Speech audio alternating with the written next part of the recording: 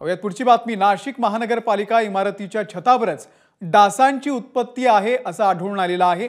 ABP माझाच्या पाहणीमध्ये डासांची उत्पत्ती स्थळ आढळलेली आहे। तर आज नाशिक महानगरपालिकेकडून शहरातल्या डेंग्यूचा प्रभाव रोखण्यासाठीच्या दंडाच्या रकमेमध्ये दुपटीने वाढ करण्यात आलेली होती। निवासी भागामध्ये डेंग्यूचे डास आढळल्यास प्रति स्पॉट 200 रुपयावरून 500 रुपये दंड आकारणी होणार आहे। तर बांधकाम साइटवरती डेंग्यूचे डास आढळल्यास 10,000 रुपये दंड आकारला जाणार आहे। गेल्या 3 दिवसांमध्ये 400हून अधिक नागरिकांवरती दंडात्मक कारवाई करण्यात आली। मात्र आता स्थानिक नाशिक महानगरपालिकेच्या छतावरच डासांची उत्पत्ती स्थळ आढळल्यानं नाशिक महानगरपालिका काय करणार याची चर्चा सुरू आहे।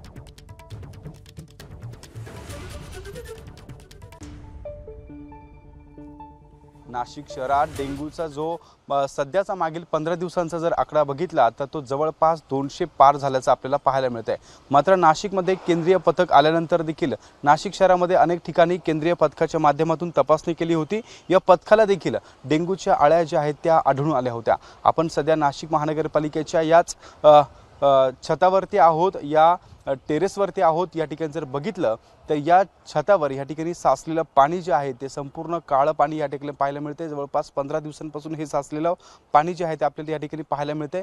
या पाण्यामध्ये छोट्या मोठ्या अळ्या देखील आपल्याला या ठिकाणी आढळून येत आहे। आपण जर या ठिकाणी बघू शकतो, या पाण्याची जर या ठिकाणी मागच्या 15 दिवसांपासून पालिकेने कोणतेही लक्ष न दिल्यामुळे या अळ्या डेंग्यूच्या देखील असू शकतात अशी देखील शक्यता आता या ठिकाणी आपल्याला वर्तवली जाऊ शकते असं देखील पाहायला मिळते। मात्र नाशिक शहरामध्ये अनेक पथकं जे आहे ते नाशिक शहरामध्ये तैनात करण्यात आली आहे। नाशिक महानगरपालिकेच्या माध्यमातून अनेक ठिकाणी शहरामध्ये डेंग्यूच्या अळ्या आढळून आल्यानंतर त्या ठिकाणी दंड देखील वसुली केली जाते। मात्र नाशिक महानगरपालिकेच्याच कार्यालयामध्ये या छतावर जे पाणी आहे या ठिकाणी साचलेलं पाहायला मिळतंय। त्यामुळे येणाऱ्या काळात महानगरपालिकेच्या माध्यमातून ही कारवाई नेमकी काय केली जाऊ शकते हे देखील आता बघणं महत्त्वाचं असणार आहे।